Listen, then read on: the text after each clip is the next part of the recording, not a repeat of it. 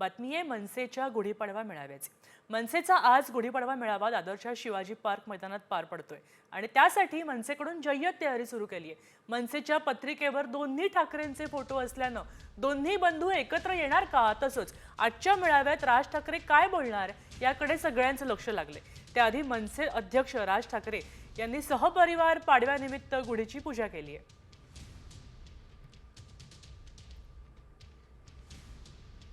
मनसेच्या मेळाव्याच्या तयारीचा आढावा घेतलाय आमचे प्रतिनिधी संजय गडदे यांनी। पाहूया।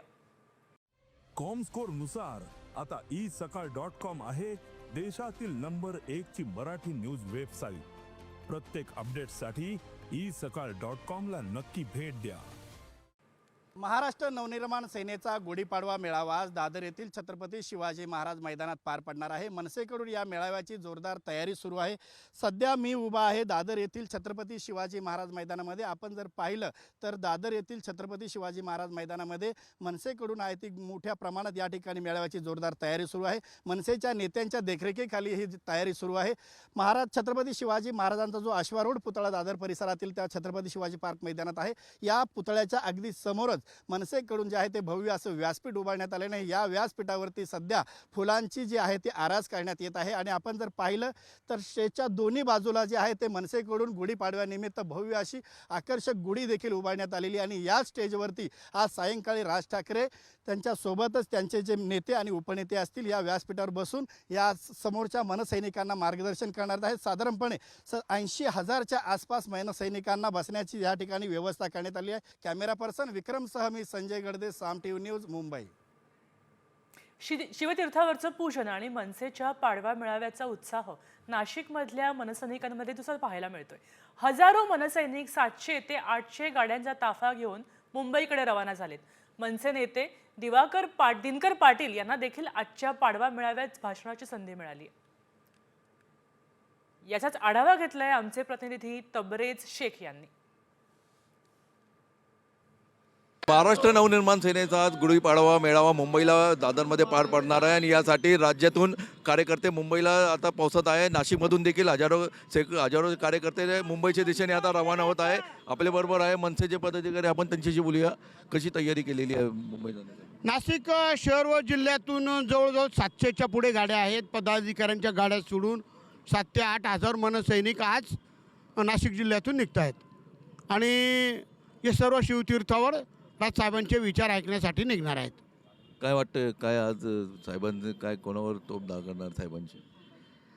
आज शिवतीर्थावरती माननीय राजसाहेबांची गुढीपाडव्याच्या निमित्ताने सभा आहे आणि माननीय साहेब आज काय बोलणार ही जी काही उत्सुकता आहे ही संपूर्ण महाराष्ट्राला लागलेली आहे आणि निश्चितच या महाराष्ट्रामध्ये खळबळ झाल्याशिवाय राहणार नाही हे तितकं सत्य आहे। तबरेज शेख, साम टीव्ही न्यूज, नाशिक। पाडव्यानिमित्त मनसेचा मेळावा हे राज्याचं आकर्षण असतं। आता या निमित्त राज्यातून प्रतिक्रिया उमटतायत। ठाकरे गटाचे खासदार संजय राऊतांनी राज ठाकरेंच्या गुढीपाडवा मेळाव्यावर टीका केली आहे। राज ठाकरेंच्या घरी भाजपचे लोक चहापानाला येतात। उद्याच्या महापालिका निवडणुकीत सुद्धा भाजपसाठी काय भूमिका घेता येईल हे मेळाव्यातून ते मांडतील, अशी जहरी आणि खोचक टीका राऊतांनी केली। उद्याच्या महानगरपालिका निवडणुकीमध्ये भारतीय जनता पक्षाला सोयीची काय भूमिका घेता येईल अशी भूमिका राज ठाकरे घेऊ शकतात। यापूर्वी त्यांनी घेतलेली आहे। खरं म्हणजे आज महाराष्ट्राने मराठी माणूस संकटात आहे। महाराष्ट्राला कमजोर केलं जात आहे, मराठी माणसाला दुबळं केलं जात आहे। अशा वेळेला भारतीय जनता पक्षाला साथ देणं, एकनाथ शिंदेसारख्या लोकांना मदत करणं हे महाराष्ट्राच्या एकंदरीत अस्मितेला आणि स्वाभिमानाला परवडणार नाही आहे आणि मराठी माणसाला कमजोर करणाऱ्या भूमिका राज ठाकरे यांनी घेऊ नये अशी एकंदरीत आमच्या सरकारची अपेक्षा आहे। दुसरीकडे याच उत्सवानिमित्त पंतप्रधान नागपूर दौऱ्यावर आहेत। राष्ट्रीय स्वयंसेवक संघ भारताच्या राष्ट्रीय संस्कृतीचा कधीही न मिटणारा अक्षय वट असं कौतुक पंतप्रधान मोदींनी केलंय। RSS अविरत चालणारा यज्ञ आहे असंही त्यांनी म्हटलं। मोदींच्या हस्ते नागपुरातल्या माधव नेत्रालयाचं भूमिपूजन सोहळा पार पडला आणि याच कार्यक्रमात बोलताना त्यांनी संघ आणि स्वयंसेवकांच्या सेवा कार्याची स्तुती केली आहे।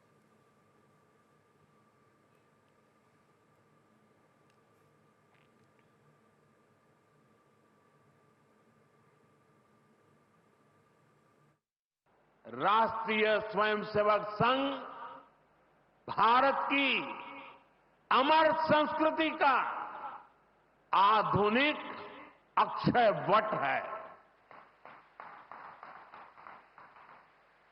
ये अक्षय वट आज भारतीय संस्कृति को, हमारे राष्ट्र की चेतना को निरंतर ऊर्जावान बना रहा है। हमारा शरीर परोपकार के लिए ही है, सेवा के लिए ही है, और जब ये सेवा संस्कारों में आ जाती है तो सेवा ही साधना बन जाती है। यही साधना तो हर एक स्वयंसेवक के जीवन की प्राणवायू होती है। पंतप्रधान मोदी आज सकाळीच नागपुरात दाखल झाले होते। या दौऱ्यात मोदींनी रेशीम बागेच्या डॉक्टर हेडगेवार स्मृती भवन परिसरातल्या स्मृती मंदिराला भेट दिली आणि जवळपासच 11 वर्षांनी मोदींनी संघ मुख्यालयाला सुद्धा भेट दिली। यावेळी संघ आणि संघाच्या सेवा कार्याची त्यांनी अगदी जोरदार स्तुती केली। त्यानंतर त्यांनी दीक्षाभूमीवर डॉक्टर बाबासाहेब आंबेडकरांना अभिवादन केलं। मोदींच्या हस्ते माधव नेत्रालयाच्या नव्या इमारतीची पायाभरणी करण्यात आली।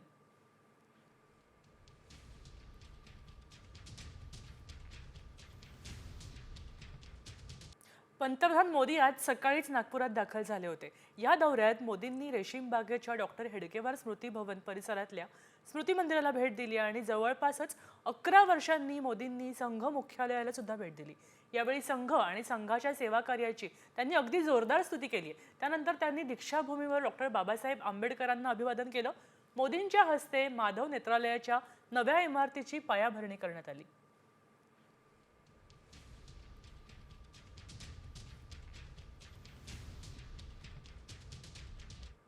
मोदींनी स्मृती मंदिराला भेट दिली आणि त्यानंतर अभिप्राय वहीत विशेष संदेश लिहिले। स्मृती मंदिरात येऊन भारावून गेलोय। भारतीय संस्कृती आणि राष्ट्रवाद आणि संघटनात्मक शक्ती या मूल्यांना समर्पित असलेलं हे स्थान आपल्याला राष्ट्रसेवेत पुढे जाण्याची प्रेरणा देतं। हे स्थान देशसेवेसाठी समर्पित असलेल्या लाखो स्वयंसेवकांसाठी ऊर्जा स्रोत आहे, असं मोदींनी संदेशात म्हटलंय।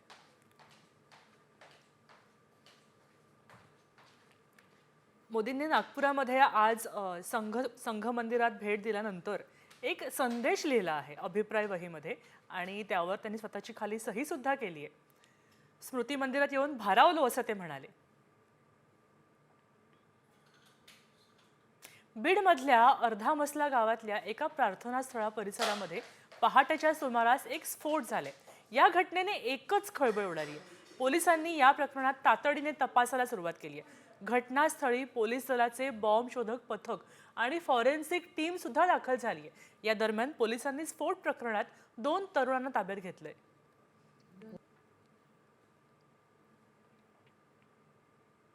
फिर्याद जशी आहे ते फिर्यादीला बोलून आपण फिर्याद सुद्धा घेतलेली आहे। त्यामध्ये फिर्यादच्या अनुसार जे कडक सेक्शन होऊ शकते ते कडक सेक्शन आम्ही लावलेले आहे। 2 आरोपी आमच्या ताब्यात आहे। FIR दाखल झालेली आहे। ह्या केसमध्ये गावाच्या स्तरावर आणि पोलीस स्टेशनच्या स्तरावर शांतता कमिटी मीटिंग सुद्धा झालेली आहे आणि सगळ्या लोकांना आश्वासित केलेले आहे। त्यामध्ये चांगल्या प्रकारे परफेक्ट तपास त्यामध्ये होईल, जेणेकरून आरोपीला एकदम कडक शिक्षा त्यामध्ये भेटू शकतो। आता याच मशिदीतल्या परिसरात झालेल्या स्फोटासंदर्भात एक धक्कादायक व्हिडिओ समोर आले। स्फोटाआधी आरोपीने जिलेटिनच्या कांड्या हातात घेऊन रील तयार केलं होतं। विजय गव्हाणे असं या आरोपीचं नाव आहे। तर आरोपी विजय गव्हाणे आणि श्रीराम सागडेला पोलिसांनी अटक केली आहे। पुढची बातमी आहे कोल्हापुरातून। कोल्हापूर जिल्ह्यातल्या पट्टण कोडोलीत छत्रपती शिवाजी महाराजांच्या पूर्णाकृती पुतळ्यावरून वाद निर्माण झाले। पट्टण कोडोलीत याआधी जातीय दंगली झाल्यानं ते अतिसंवेदनशील गाव म्हणून ओळखलं जातं। गावात कोणताच पुतळा बसवण्यासाठी परवानगी नाही, तरी सुद्धा गुढीपाडव्याच्या मुहूर्तावर शिवभक्तांनी गनिमी काव्याने शिवाजी महाराजांचा पूर्णाकृती पुतळा उभारला। जीव गेला तरी हा पुतळा हलवू देणार नसल्याची भूमिका यावेळी शिवभक्तांनी घेतली आणि म्हणूनच गावात मोठा पोलीस बंदोबस्त तैनात करण्यात आले।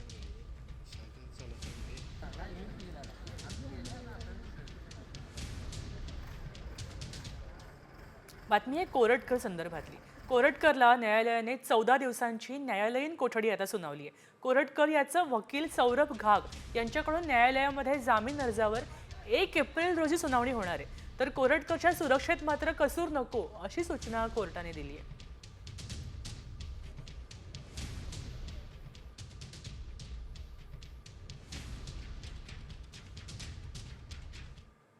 बातमी आहे बळीराजाची. शेतकऱ्यांच्या कर्जमाफीच्या मुद्द्यावरून ठाकरे गटाचे खासदार संजय राऊतांनी अजित पवारांवर टोप टाकली. कर्जमाफी देऊ शकत नाहीत तर अजित पवारांनी राजीनामा दिला पाहिजे असं म्हणत संजय राऊतांनी अजित पवारांवर हल्ला चढवला. दरम्यान शेतकऱ्यांनी 31 मार्च पूर्वी पीक कर्जाची रक्कम बँकांमध्ये भरावी असं अजित पवार म्हणाले होते.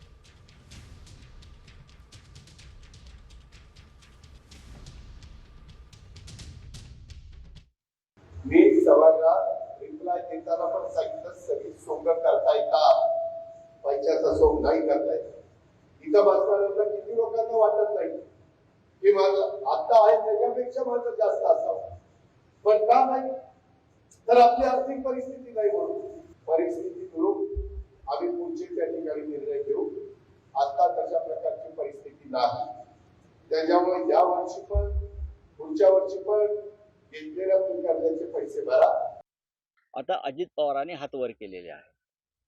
खरं म्हणजे अजित पवारांनी राजीनामा द्यायला पाहिजे. जर ते कर्जमाफी करू शकत नसतील आणि लाडक्या बहिणींना 21 रुपये देणार नसतील तर महाराष्ट्राच्या जनतेचा वचनभंग केल्याबद्दल त्यांचा राजीनामा जनतेने मागण्यापेक्षा त्यांनी स्वतःहून नैतिकतेच्या मुद्द्यावर राजीनामा दिला पाहिजे. ते मुख्यमंत्री असताना त्यांनी वचन दिलेलं आहे, त्याच्यामुळे त्यांना दाखवावं लागेल की मी वचनाला किती पक्का आहे. जर तुम्ही खरे शिवसैनिक असाल, तुमच्याकडे जरी नकली शिवसेना असली तरी तुम्ही स्वतःला शिवसैनिक मानता ना, मग देवगिरीच्या बाहेर करा आंदोलन. आता कुणाल कामरा संदर्भात मोठी बातमी आहे. कुणाल कामरा विरोधात राज्यात विविध ठिकाणी दाखल 3 गुन्हे मुंबई पोलिसांकडे वर्ग करण्यात आलेत. मनमाड, नांदगाव आणि जळगावमध्ये दाखल झालेल्या या 3 गुन्ह्यांचा एकत्रित तपास खार पोलीस करणार आहेत. तर या प्रकरणी खार पोलीस ठाण्यात यापूर्वीच एक गुन्हा दाखल करण्यात आले. उपमुख्यमंत्री एकनाथ शिंदे यांच्यावर विडंबनात्मक गाणं सादर केल्याप्रकरणी हे 3 गुन्हे करण्यात आले आहेत.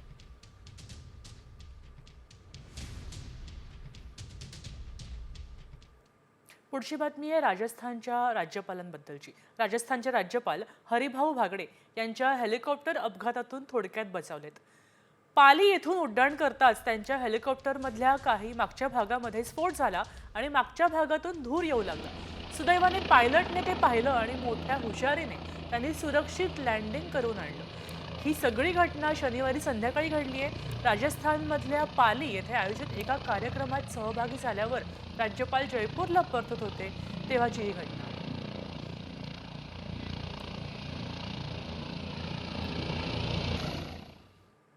बातमी सोलापुरातून. सोलापूर जिल्ह्यातल्या सांगोला शहरात खडतरे गल्लीमध्ये आज सकाळी आकाशातून एक लोखंडी सांगाडा पडला. तर एक जड वस्तू कोसळली आणि त्यामुळे एकच खळबळ परिसरामध्ये उडाली. यामध्ये एका कारच्या छताचं सुद्धा नुकसान झालंय. Tata institute of fundamental Mumbai यांनी संशोधनासाठी आकाशात ही वस्तू सोडली होती अशी प्राथमिक माहिती आता प्रशासनाकडून मिळते. तर या ठिकाणी तहसीलदार आणि पोलिसांनी पाहणी केली आहे.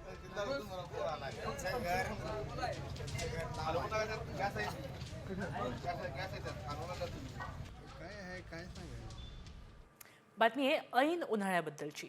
या उन्हाळ्यामध्ये मुंबईकरांना वीज दरवाढीचा शॉक लागणार आहे. मुंबईत वीज पुरवठा करणाऱ्या बेस्ट आणि अदानीच्या वीज बिल दरवाढीच्या प्रस्तावाला वीज नियामक आयोगानं मंजुरी दिली आहे. त्यानुसार अदानी कंपनीच्या 101 ते 300 युनिट दरम्यान तर बेस्टच्या 300 ते 500 आणि 500हून अधिक युनिट वापरणाऱ्या ग्राहकांना वाढीवर वीज दर बिल येणार आहे. तर या ग्राहकांना 1 मे पासून जादा वीज बिल भरावं लागणार आहे. महावितरण आणि टाटाच्या वीज दरात मात्र कपात करण्यात आली. दरम्यान ग्राफिक्सच्या माध्यमातून आपण पाहून घेऊया की बेस्ट आणि अदानी कंपनीच्या वीज दरांवर काय सवलत.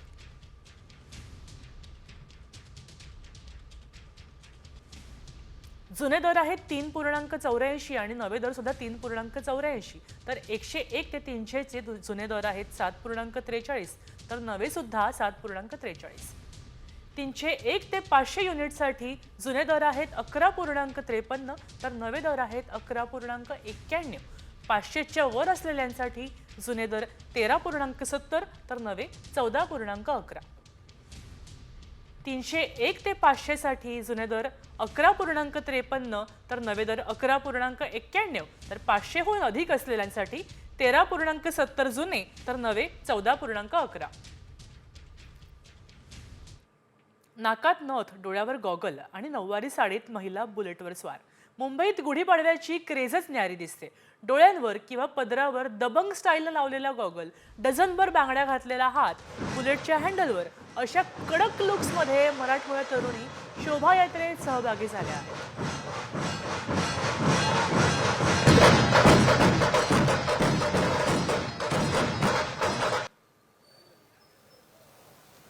आज गुढीपाडवा आहे आणि गुढीपाडव्याच्या निमित्तानं दरवर्षी गिरगावमध्ये रॅलीज निघतात. महिलाच्या पारंपरिक पद्धतीनं या ठिकाणी सजलेल्या पाहायला मिळत आहे. आपण म्हणतो की आपली भाषा जी आहे ती इतकी सुंदर आहे की आपण तिला सर आखोपर ठेवली पाहिजे. या वर्षीची ॲक्च्युली आमची गुढीपाडव्याची थीमच आहे, मातृभाषेला अनुसरून आहे. त्यामुळे मी हा चंद्र बनवला आहे माय मराठीचा. यंदाचं 3रं वर्ष आहे. सो आधी पहिल्यांदा मी टिळकांचा जो पेहराव असतो तो केला होता, तर यावेळेला मोर हा जरा युनिक काहीतरी हवं होतं म्हणून हे डेकोरेशन केलं. आणि महिला शक्ती या ठिकाणी या रॅलीच्या माध्यमातून दाखवण्याचा हा प्रयत्न असतो. कॅमेरापर्सन प्रवीण सवैदेही काणेकर, साम टीव्ही न्यूज, मुंबई. डोंबिवलीमध्ये ढोल ताशाच्या गजरामध्ये मराठी नववर्षाचं स्वागत करण्यात आले. दरम्यान डोंबिवलीतल्या या शोभायात्रेत अनेक मराठी कलाकारांनी हजेरी लावली होती. ढोल ताशांचा गजर, लेझिम पथक आणि त्यासोबतच पारंपरिक पेहरावात तरुण वर्ग सहभागी झालेला पाहायला मिळतो.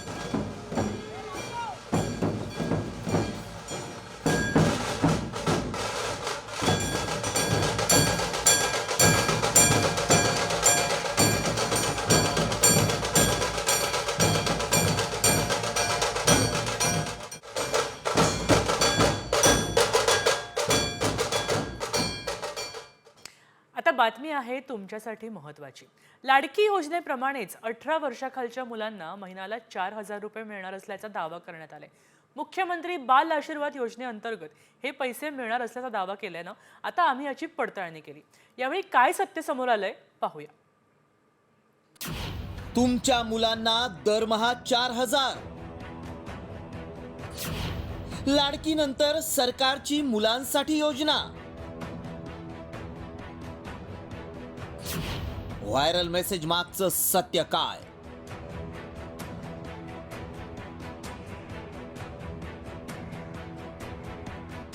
आता लाडकीनंतर मुलांसाठीही दरमहा 4,000 रुपये मिळणार असल्याचा दावा करण्यात आलाय.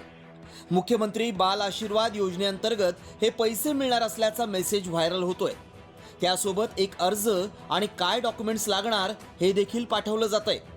मात्र खरंच ही योजना सुरू आहे का? मुलांना दरमहा पैसे मिळणार आहेत का? याची सत्यता जाणून घेणं गरजेचं आहे.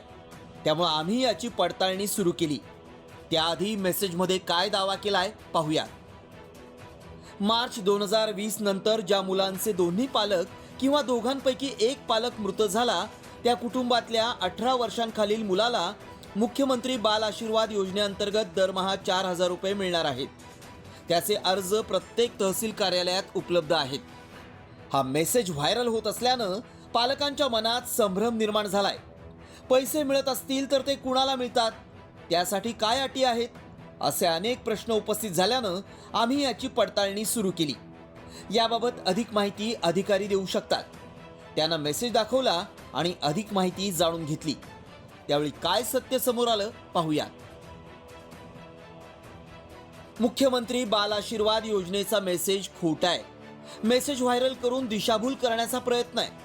बालसंगोपन योजनेशिवाय मुलांसाठी दुसरी कुठलीही योजना नाही. पालक मयत झालेल्या मुलांसाठीच बालसंगोपन योजना आहे.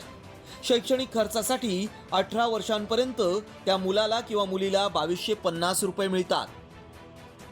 मुलांसाठी फक्त बालसंगोपन योजना आहे. दोन्ही पालक किंवा घरातील कर्ता पालक मयत झालाय त्यांच्यासाठी बालसंगोपन योजना सुरू करण्यात आली. मात्र या योजनेचा लाभ मिळवण्यासाठी उत्पन्नाची मर्यादा 2.5 लाख रुपये इतकी आहे. या योजनेसाठी सरकारकडून वेळेत आणि पुरेसा निधी मिळत नाही. त्यामुळे आमच्या पडताळणीत मुलांना दरमहा 4,000 रुपये मिळणार हा दावा असत्य ठरलाय. ब्युरो रिपोर्ट, साम टीव्ही न्यूज.